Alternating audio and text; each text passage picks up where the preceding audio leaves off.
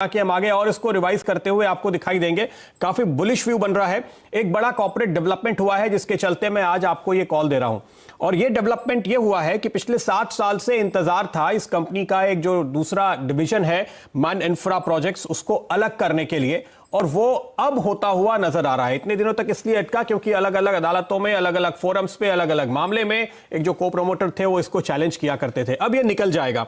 अच्छा, निकल जाएगा एक हिस्सा तो क्या होगा, आपको एक एक्स्ट्रा शेयर मिलेगा। ये कंपनी जो मोटे तौर पे रियल एस्टेट के कारोबार में है, लेकिन जब दो कंपनियां अलग अलग हो जाएंगी तो उसके आगे का भविष्य क्या होगा। मैं आपको एक बहुत ही इंटरेस्टिंग बात बताता हूं जो मैंने यहां पर पूरी रिसर्च करके, यानी 2015 के बाद से अब तक इस कंपनी की नेटवर्थ में, इसकी इक्विटी में, इसके मुनाफे में, इसके रेवेन्यू में कहीं भी वो अलग होने वाली कंपनी दिखाई नहीं दी है। आमतौर पे क्या होता है, जब एक की दो कंपनी होती है तो आप कहते हैं इस कंपनी में 75% रेवेन्यू रह जाएगा, दूसरे में 25%, लेकिन यहां पे 100% रेवेन्यू इसी एंटिटी में रहेगा। मैन इंडस्ट्रीज जो आज की तारीख में लिस्टेड है, जो मुनाफा आज आपको दिखाई दे रहा है वही दिखाई देगा, जो नेटवर्थ आज आपको दिखाई दे रहा है वही दिखाई देगा, और उस अलग हुए शेयर का जो भी वैल्यू आएगा वो आपको मिलेगा। तो यहां से लेकर के 25 तारीख को इसकी रिकॉर्ड डेट है। जो भी यहां पर आप निवेश करेंगे, जो भी लोग खरीदारी करेंगे, उनको वो रियल एस्टेट कंपनी का एक शेयर मिलेगा जिसकी वैल्यू दरअसल आज की तारीख में इस कंपनी के फाइनेंशियल्स में रिफ्लेक्ट ही नहीं हो रही है।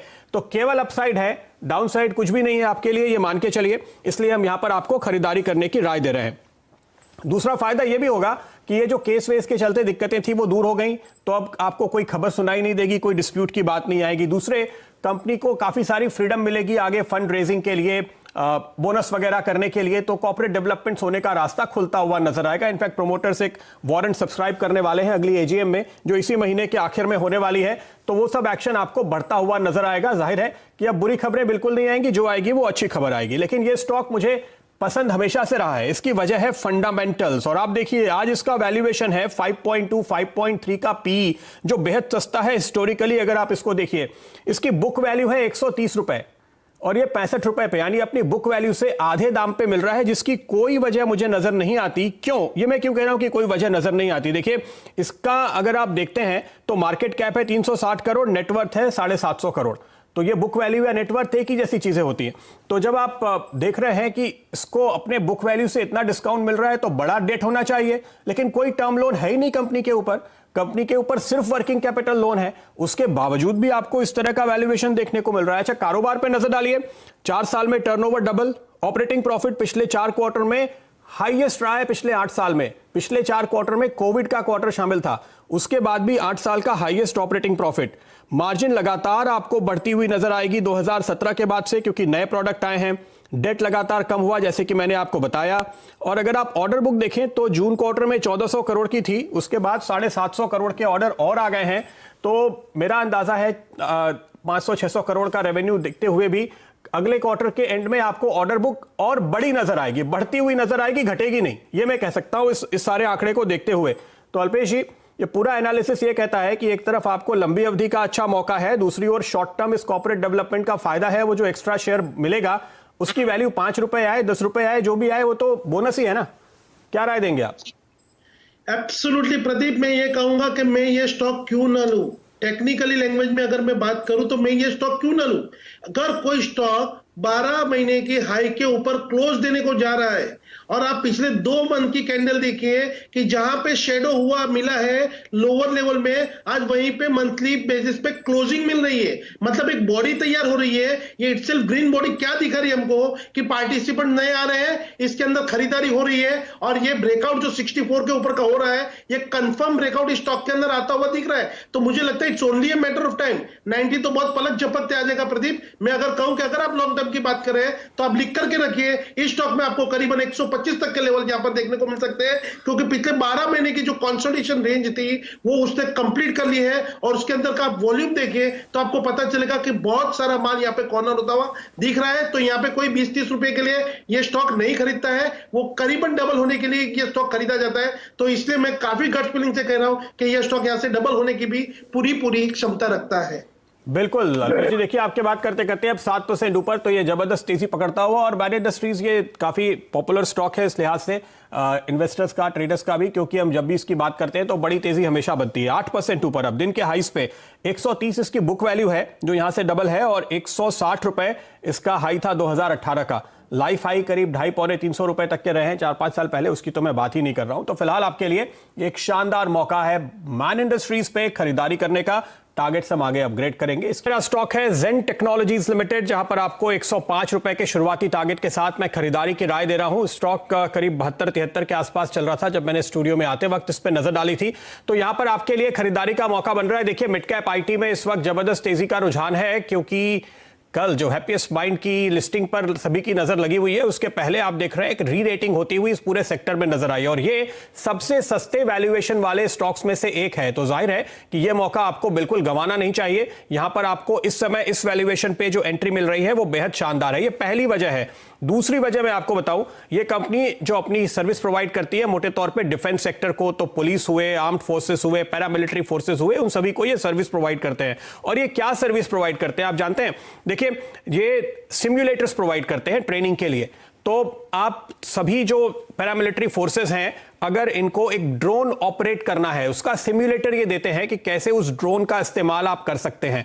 अगर एंटी टैंक गाइडेड मिसाइल इस्तेमाल करने हैं, उसकी टेक्नोलॉजी ये देते हैं कि कैसे आप उसको सिम्युलेट करके देख सकते हैं, उसका इस्तेमाल करना सीख सकते हैं। और आज की तारीख में आप देखिए जितने मुश्किल टेरेन में इस समय लद्दाख पे लड़ाई चल रही है, लड़ाई जैसी स्थिति उत्पन्न हो गई है, उसके चलते ऐसी मुश्किल जगहों पर इस तरह की टेक्नोलॉजीज का बहुत ज्यादा इस्तेमाल हो रहा है। और उसके लिए आपको ये सर्विस प्रोवाइडर है जो सभी सेनाओं और पैरामिलिट्री फोर्सेस को अपनी सेवाएं दे रहे हैं। आपने हाल के दिनों में देखा होगा प्राइवेट कंपनीज के लिए एक के बाद एक काफी अच्छे ऑर्डर डिफेंस सेक्टर से निकल कर आए हैं। तो सरकार का रुझान इस वक्त है प्राइवेट कंपनीज को बढ़ावा देने का, उनको ज्यादा से ज्यादा मेक इन इंडिया के तहत ऑर्डर देने का।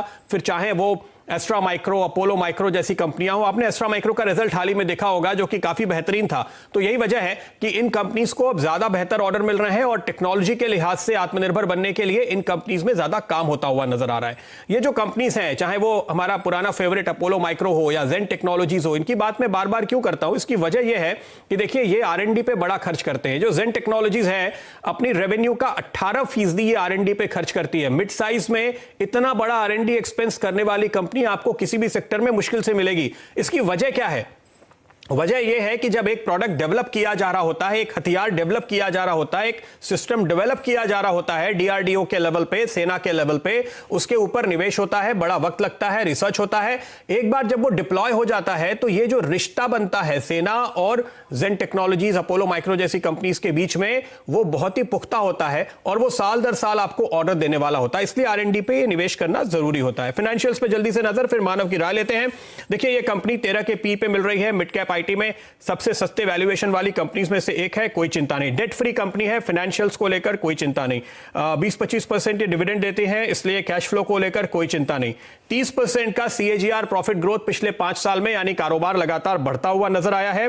नेटवर्थ पिछले 5 साल में डबल हुई है। मैं फंडामेंटली जब भी देखता हूं किसी कंपनी को, और मिड साइज कंपनी को खासतौर पे, तो मैं देखता हूं कि ठीक है कारोबार बढ़ रहा है पर नेटवर्थ बढ़ी आ रही है। देखिए नेटवर्थ वो होती है जो कमाई करके कंपनी अपने पास बुक में जमा करती है। ये बहुत जरूरी है क्योंकि उससे लेवरेज ज्यादा नहीं दिखता आपको। अगर कैपिटल बड़ी है तो आप वक्त पड़ने पे लोन लीजिए, फिर भी आपके सारे रेशियो मेंटेन रहते हैं। फंड मैनेजर्स, PMS मैनेजर्स, बड़े इन्वेस्टर्स, फंड्स आपको बहुत पॉजिटिव व्यू देते हैं, मार्केट आपको पॉजिटिव रेटिंग देता है। तो यही वजह है कि स्टॉक पर फिलहाल आपके लिए तेजी की राय है। 10% की तरफ तेजी से बढ़ता हुआ ये स्टॉक जेन टेक्नोलॉजीज। मानव, आपके टारगेट बताइए।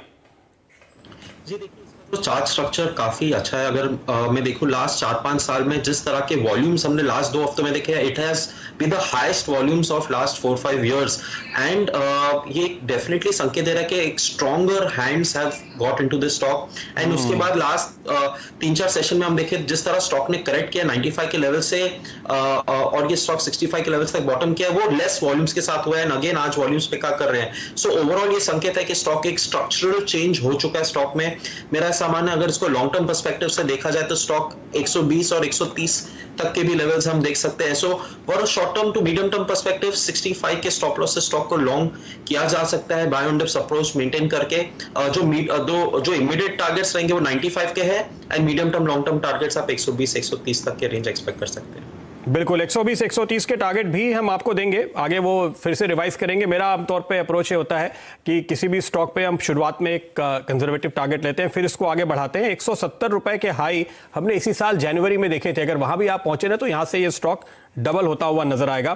तो वो टारगेट्स आपको आगे दिखाई देंगे। फिलहाल शुरुआती टारगेट के साथ खरीदारी की राय, 10% के सर्किट पे लगने की पूरी तैयारी में ये स्टॉक इस वक्त आपको दिखाई दे रहा है।